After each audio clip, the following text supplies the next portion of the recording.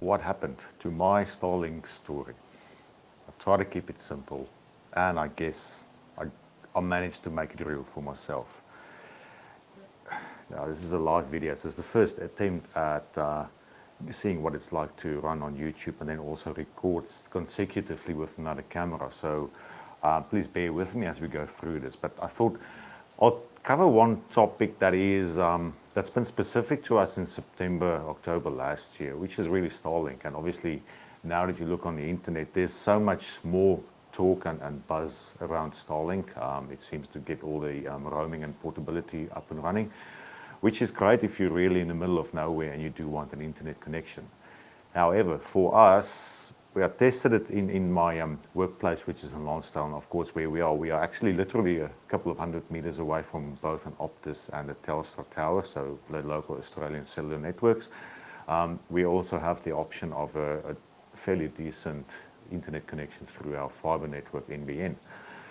So playing with Starlink was great, but when we ran actual Teams meetings and conversations, I ran into issues, and that's the thing. That's just, if there is any obstruction, it's actually worse than I thought it was, because initially it's, of course, you do emails, you do web browsing and so forth. It's quite forgiving. You don't really notice if the internet drops out, if a satellite comes over the horizon and it comes behind a tree as it passes over.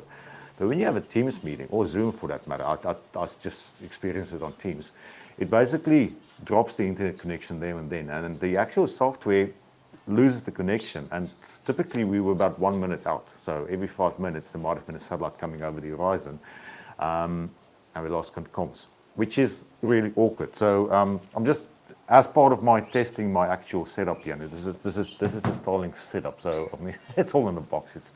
It is what it is. I just want to see as well if I can do this, because this is just part of my live test experiment here. So what I do, I share my slide.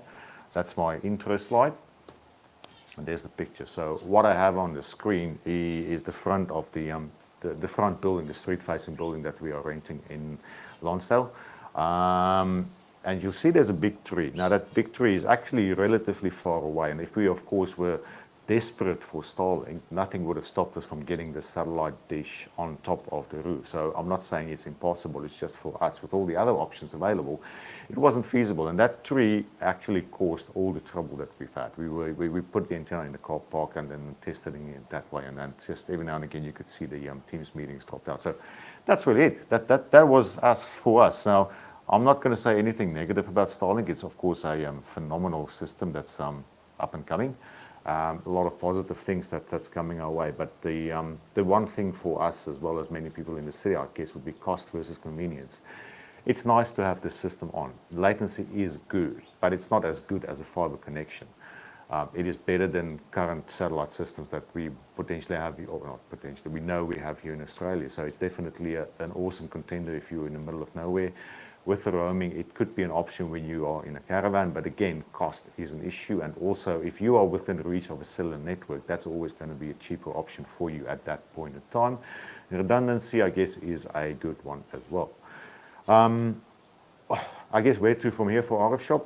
Really, my opinion is Starlink does Starlink, just like Tesla does Tesla and iPhones do iPhones. So there's not much in technicalities.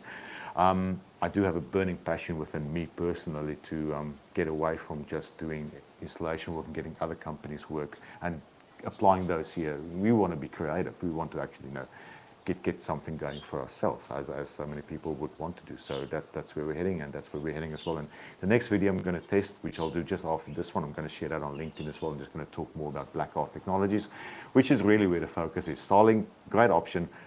Not for RFShop. We'll focus on the antenna design, Wi-Fi design, 4G, and of course IoT. Helium is also an awesome one. Thanks for watching, and sitting through this first attempt on a live video, and we'll see how that goes. And we'll, of course, I'm actually double recording there, so we'll edit this into a single proper video and put that on our our YouTube channel as well. Thanks for watching. See you on the next live stream, and otherwise on the next video. Thanks. Bye bye.